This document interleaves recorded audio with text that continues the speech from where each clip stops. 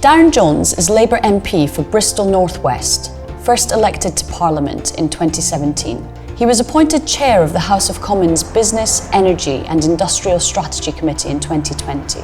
We are here in central London to get his views on growing public concern on climate change and what government and MPs can do to deliver on targets that work for individuals, communities and businesses.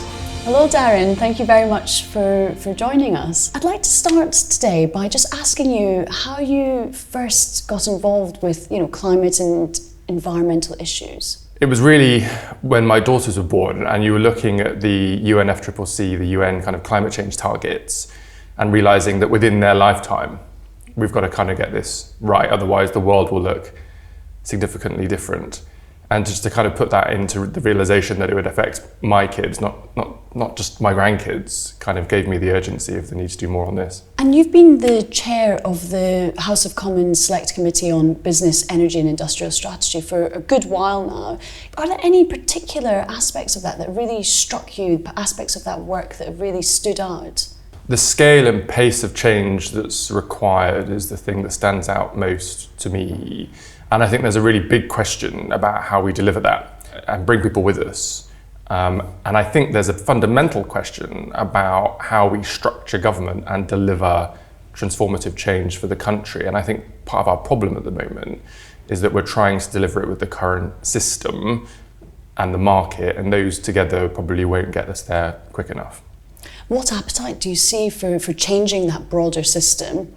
I think there's a political reluctance, and a lot of the political debate about how we deliver transformative change is often based in the past and not the future. So, when I'm in the Commons, there'll be an argument about kind of Thatcher free market liberalism versus 1970s statist nationalisation. Both of those are wrong. There is a role for a modern strategic state, probably with more devolution to local and regional government, and a new partnership with the private sector that needs to be formed in order to deliver the scale and pace of change required. And public opinion is now at its highest in terms of concern for climate and environment and pollution issues. How does that manifest itself in the work that you do? Well, we know now that the vast majority of the British people worry about climate change and want to see action on climate change.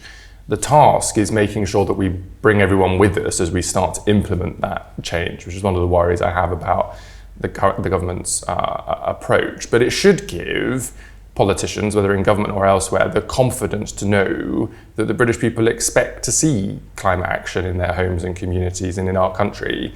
And actually they expect us to be getting on with it. And you were involved in the Citizens' Assembly. Did you see that manifest itself there as well?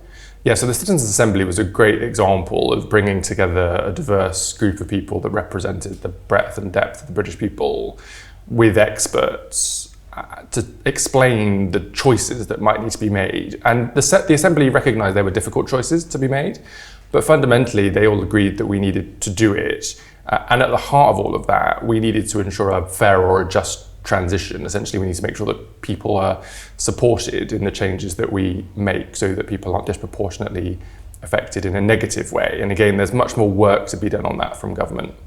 And have you seen MPs themselves really shift from talking about the why of climate action to the how of climate action?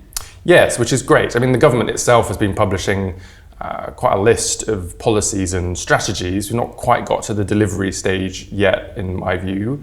But MPs, as a consequence, have been more involved in the details. So whether we're talking about electric vehicle charging points or gas boilers or flying. And of course, the COP26 conference in Glasgow provided a national focus for that. And how do you think government actually does need to support individuals and businesses to make that fair transition? So I think there are two really important things that they need to do. The first is they need to support the public to understand the choices that they're going to have to make in the short to medium term. So polling has showed that most people don't really realise their gas boiler is one of their biggest carbon emitters in their home and their personal lives, and that they are going to have to make a change to that in the future. But unless you provide public education and public advice and support to people, they're probably going to be annoyed at the point at which government then knocks on the door and says, I'm sorry, you're going to have to change your gas boiler. But government isn't very good at building services that advise or support the public, and that's something that they need to do, and maybe learning some lessons from the COVID pandemic. And do you think the government's actually got effective plans to use this transition to level up the country? Well, the government has these two transformative ideas, levelling up, dealing with regional inequalities, and the net zero transition. I agree with both of those, but the key there is how do they deliver it? And the two can be and must be interlinked, because if we're investing in new low carbon industries, if we're helping people reskill to move from current jobs, for example, doing gas boilers or combustible engine vehicles, to the new lower carbon versions, people will start to realise that the levelling up opportunities of good jobs and good pay in their community is intrinsically linked with the net zero transition. But again, I don't think that message is really being delivered very clearly at the moment, not least because at the moment there's a lot of talk and not enough action. So you talk about jobs there. What role do you think the trade unions have in the net zero transition? Trade unions have a crucial role to play, and the government isn't involving them enough at the moment. Of course, people's jobs are going to change, and there are new jobs that will be created. And in that transition, workers are going to need access to new skills or training opportunities as you move from dealing with, say, gas boilers to heat pumps, or combustible engines to electric vehicle batteries. And the problem is that if the trade unions aren't involved properly at this stage, and the government doesn't bring forward skills agendas that really deliver, there'll be this kind of chronology crunch where workers will lose their jobs or their workplaces will change before they can take the opportunity of new jobs. And in those circumstances, trade unions understandably want to represent the best interests of their workers, which can create a kind of point of conflict as opposed to a point of success. And that's why ministers need to get trade unions involved on a day-to-day basis. And I suppose this links in a way to the discussion around Campbell and whether the government should go ahead with that. What's your view there? So there should be a net zero test that applies across the whole of government. And if the Prime Minister needs to bring forward legislation to give statutory powers to override other departments' responsibilities, then he should do that, and we would probably support it. Because whether it's the Campbell oil field or the coal mine in Cumbria or building houses with gas boilers, all of these things need to change quickly. And it's just unacceptable for Downing Street to say that we're committed to the net zero transition and then for other departments to do things that are not in line with that. So, my committee, the Business, Energy, Industrial Strategy Committee, but others in Parliament, including the Committee on Climate Change, have recommended this net zero test. But so far, the Prime Minister hasn't brought that forward. And what do you think this gas price crunch that we've seen over recent months, what do you think that does to the argument about moving towards net zero in this country? Well, what the gas crisis has shown is probably the early stages of what's going to be an increasingly volatile market as the world moves away from fossil fuel-based heating. This is likely to happen again. Now, there's a separate discussion about how we regulate energy companies in our country, but the fundamental net zero challenge is that we need to get off of fossil fuels, and that's why heat pumps that are powered by electricity is a good thing, so long as the electricity isn't generated by using gas. And so we need more renewables, we probably need some more nuclear to do that in a way that removes that volatility from people's bills. And do you think people should be supported to upgrade their homes more generally with respect to insulation as well as how they heat their homes? So the majority of housing in the UK is old, and even with all of the new houses that we're trying to build, by the time we get to 2050, our net zero target date, most of the houses will still be the old houses. So it's absolutely essential that we insulate those houses so that when we change the heating systems, not only are those heating systems lower carbon, but actually the heat is kept in the house and isn't leaking through windows or roofs or walls without cavity support. And so the government has to play a role in helping people insulate their homes, especially those on low incomes. And the financial services industry needs to come forward with products that will help families that have more disposable income to probably spread the cost of that work in the future. And the government, the Conservative government, has made a number of steps in the right direction, as your committee recognises. What do you think actually distinguishes Labour from the Conservatives on this green agenda? I think there are a number of things. So we welcome the kind of bold targets that the government has set on net zero, but we've really not seen anywhere near enough action. And so the political debate is the difference between rhetoric and reality here. And so the Labour Party and Labour government would be different for a number of reasons. The first is that we have a Shadow Chancellor that recognises the importance of net zero. Rishi Sunak, in pretty much all of his budget statements, hasn't really focused on how we're going to pay for the net zero transition, but Rachel Reeves has, and so we'd have a more active government in helping to fund this transition. The second thing is that the Labour Party inherently understands that we need to bring everybody with us as part of this net zero transition, because if we fail to do that, we could lose the support of the public, which would make it much harder in the future. So whether it's people on lower incomes, whether it's people in work whose jobs will change, there will need to be interventions from the state to help people, to stabilise people as they go through that transition. And so I think the Labour Party understands what needs to be done to deliver on these ambitions in the best way, because we need the state, and the Conservatives ideologically are uncomfortable with that. Do you think Labour is communicating that point as effectively as it could? You've mentioned Rachel Reeves and her engagement with the agenda. Do you think other members of the shadow cabinet are engaging enough?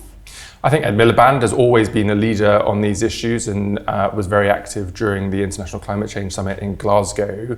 Rachel, as you say, as Shadow Chancellor, has done some brilliant work. What we now need to see is the net zero transition embedded in all of the departmental teams, in the same way in government, really. So whether you're in the Defence Department or in the Home Office, we need to be able to show the public why net zero is inherently important across all of those policy areas, and therefore why the policies will look a bit different. And we've still got a bit of work to do on that, but we've got the strong leadership we need from the top. It's now just about spreading that across the team.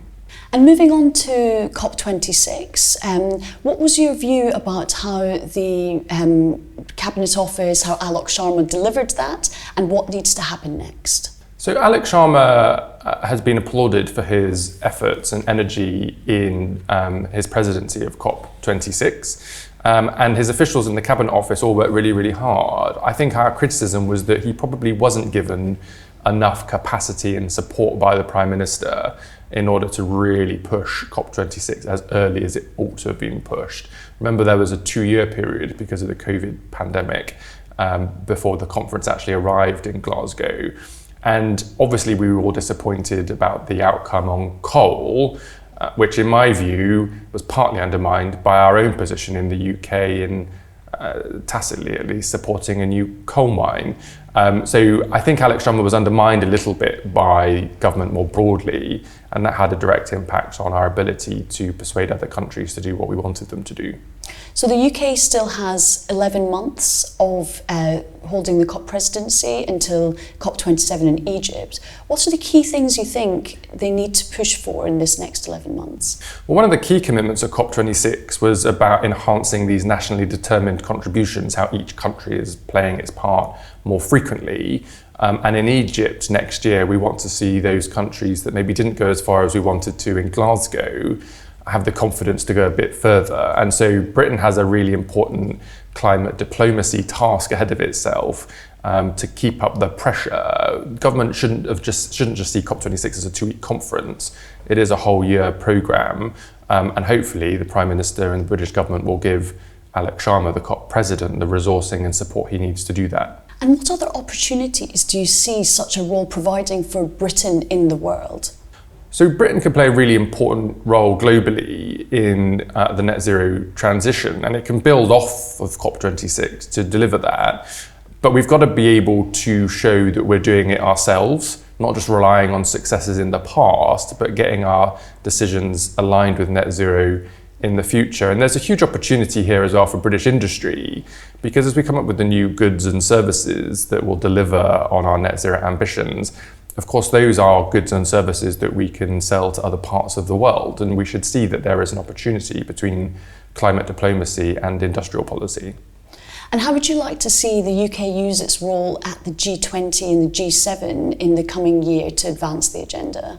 Well, some of our colleagues in the richest nations in the world didn't quite go as far as we wanted them to at COP26, and the The difference between the G7 and the G20 and maybe other multilateral organizations is there's not an institution behind it that drives what's agreed.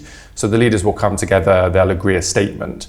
But the question then is, well, who's actually implementing what they've agreed in that statement? And so I would like Britain to be able to provide some of its own moral leadership, but also some solutions to that by making sure that commitments at the G7 and G20 are actually implemented and that leaders are held to account. And as we see climate impacts increasing in the UK and across the world, what do you see as the key implications for security and prosperity going forward?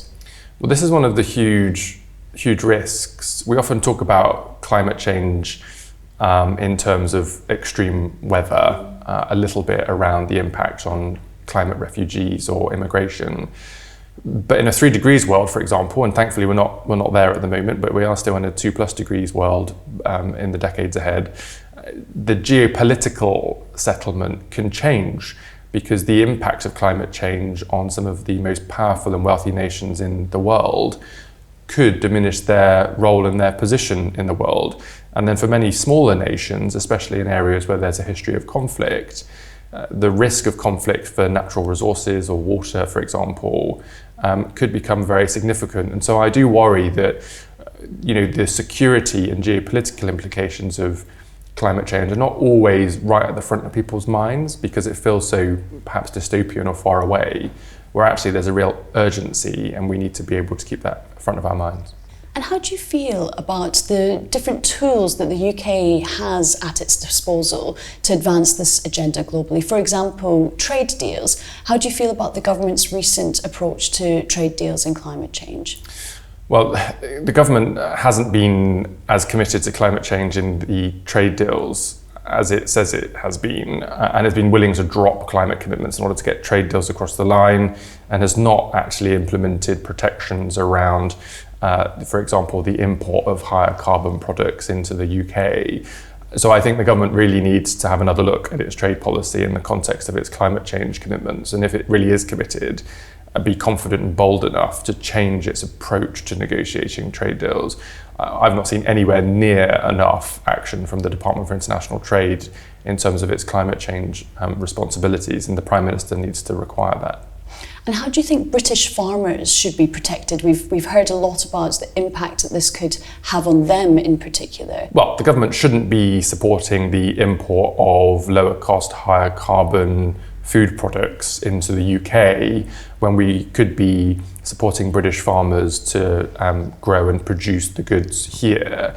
And there's a Brexit implication to this as well, because we've been quite reliant in the past on European imports, which maybe no longer can be done in such a secure way in the future. And so we really need to look at our own domestic resilience in the UK in terms of food production without relying on flying things in or bringing things in on trucks from the European Union. And there's an opportunity there to support British farmers and to deliver on our climate change objectives. And going back to the jobs agenda and investment, do you think that there's more that can be done to increase the opportunity for job creation up and down the country when it comes to net zero? Absolutely. I think the trouble with green jobs at the moment is it's almost seen as a political phrase, not a real life opportunity for people. And that's for 2 reasons. Firstly, because we're not really delivering on our climate change promises yet in the UK. And so whilst we're talking about a hydrogen economy or low carbon industrial clusters or electric vehicle production, really there are only small numbers of people who are being affected by that. And so we need to kind of bring up the pace of delivery so that there are more opportunities for people. But the second problem is that if you work in a high carbon industry, for example, or your job is in an associated service, where do you look to for advice or support or understanding about how your job is going to change and what skills or training you might need to go on to make sure that you can take advantage of new jobs when they arrive? That doesn't exist yet, and the Department for Education alongside the business department have to do more on that so that people can understand tangibly what a green job actually means, what it looks like, and how they can take the advantages of them when they come. Who do you think should really lead that process? Who should lead the net zero transition is a problem across government, because departments don't tend to work well together unless the Prime Minister of the day is really driving it quite hard. And the thing with our current Prime Minister, Boris Johnson, is that I think he's probably genuinely committed to the net zero transition, but he's not the type of Prime Minister that's going to roll his sleeves up and get around the Cabinet Committee and drive the agenda and ask for the updates on delivery objectives. And until he does that, the departments aren't going to be working together well enough to deliver the kind of coherent output that we need across a whole range of policy issues in government. And what role do you see for the Treasury? Do you think the Treasury needs to evolve its approach here? Well, the Treasury needs to take net zero seriously, and so far it hasn't. Rishi Sunak, as Chancellor, has shown pretty low levels of interest in the net zero transition. And I think there was a fundamental flaw in the recent Treasury review where it was just looking at the costs and not the opportunities to the country from the net zero transition. And so my view from outside of the Treasury is that the whole kind of culture and tone needs to shift to be more in line with some of their colleagues in government. So you're the chair of the House of Commons Select Committee on Business, Energy and Industrial Strategy. How much of the industrial strategy element have you seen in that time? Well, there is no industrial strategy from government anymore. They scrapped it. Well, actually, the Chancellor scrapped it in the budget a couple of years ago and hasn't replaced it. And the idea that the government has an industrial strategy is, I'm afraid, a fiction, but it needs one as part of the net zero transition, because of course if you are in the steel industry or the aerospace industry or the car manufacturing industry, huge employers in the UK, you're going to be making some really big investment decisions to move off of fossil fuel based heating or steel production or combustible engine production. And you need the support of government to do that, because you have to share risk and provide support for businesses in that transition. And if the government just thinks it can announce targets, step back and let the market deliver everything, I'm afraid it's going to fail.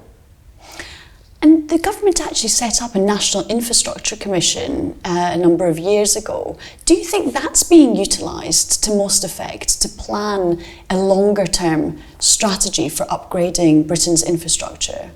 Well, the National Infrastructure Commission does a good job based on very high quality evidence around the infrastructure needs for the country in the decades ahead. The question is whether ministers read it and say, okay, we're going to do that, or okay, thanks so much for your report, but we're going to do something different. And I think there is more of a task for the National Infrastructure Commission, especially around climate resilience of critical national infrastructure, to influence government investment in adaptation to climate change, which is probably the weaker limb of government action compared to mitigation.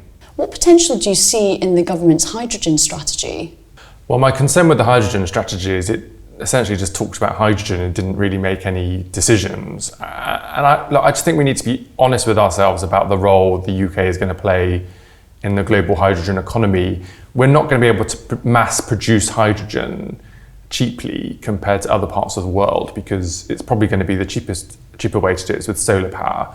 Whereas the things where we can add real value, not just to the UK economy, but to the world, is in hydrogen innovation, the kind of research and development, the service industry, helping other countries and businesses around the world to make the most of their natural potential to produce hydrogen. But I think the government just needs to be honest about that, get behind it and invest in what the UK's hydrogen innovation export opportunities are, instead of being very vague about the idea of mass production of hydrogen in the UK. And there's been a lot of talk about nuclear recently. What's your view on how best to take that forward? Well, so we have the Energy National Policy Statement from government looking at the energy infrastructure needs for the country over the years ahead. Pretty much everyone agrees there's an important role for nuclear, especially as we move away from gas in terms of our electricity production. Of course, there's also nuclear fusion technologies, which I think we're probably leading in the UK, and there are some sites that are being brought forward, and that's good news. And the government has been focusing a lot on small modular nuclear reactors, SMRs, which is the idea is that you produce more but smaller nuclear power stations at lower cost. So far, that's largely been a research and development initiative. It's great to try to scale that up and provide some demonstrators. But we do need to see some coherent leadership across all of those technologies because they take time and a lot of money to build, and they're going to be an important baseload in our energy production in the UK in the future. What do you think about tidal energy? Because someone put the argument recently that actually, we've made so much headway in offshore wind and we've reduced costs there so much that it would be a bit odd to then refocus our attention on tidal, which is still very, very expensive in comparison. What's your view? And much like offshore wind is a huge natural resource for the UK, so is tidal power. I'm a Bristol MP, and the Bristol Channel, for example, has the second largest tidal current in the world. So we ought to take the opportunity of harbouring the power generation from those natural resources. Now look, these things are not easy. There's questions around shipping and silt management and natural environments and the cost. But if we have those opportunities to create power from natural resources, we ought to be trying to do so. But since we've managed to drive down the costs of offshore wind, couldn't we just have lots and lots more offshore wind that then, offsets the need to even explore the expensive tidal?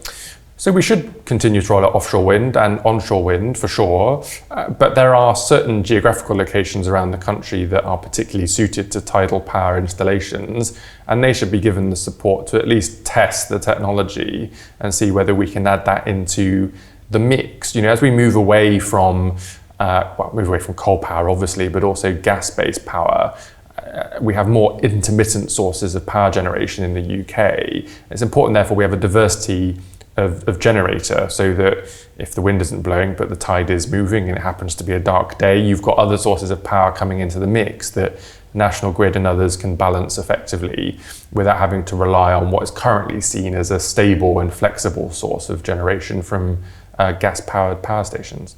And what's your view about the potential for the broader circular economy? It's something that often gets neglected in the big policy debates. Where do you think the government could take that? Well, there's a huge amount of work to be done on the circular economy, and this is an example where responsibility kind of starts going into DEFRA away from BEIS, and it becomes a cross-departmental responsibility. But whether you look at the waste hierarchy or the opportunities for the steel industry to recycle more UK-derived steel, or whether we are trying to provide opportunities for companies not to incinerate returned goods, which is something that I've been working on in Parliament, there's a lot of opportunity in there around the circular economy, where government just needs to ideally incentivise but also enforce more effectively the type of behaviours that we want to see across the economy. And so when you've been out in your constituency, what's the general message that you hear from your constituents on this issue? Well, look, I'm a Bristol MP, and Bristol has been progressive on climate change issues for a very long time, so there's huge amounts of support amongst my constituents. But one of the things that I've been really pleased to see recently is the number of very local climate change action networks popping up in local villages or local communities. And what that shows me is that more and more people are not just interested in climate change action, but they really want to know what they can do about it. And what they ask me is not so much the questions we've got used to over the last few years about recycling or supporting the environment, but they see us talking about these big issues nationally, about heating, about transport, about jobs, about community infrastructure. And they're saying, well, what is it that we can do? What is it that we have to do here? And how can we work together to do that? I think that's a huge opportunity, but the government needs to fill that gap by providing some more leadership on delivery and support for the public, so we can bring everyone with us on this net zero journey. Darren Jones, thank you very much for your time. It was a pleasure to speak to you. Thanks so much.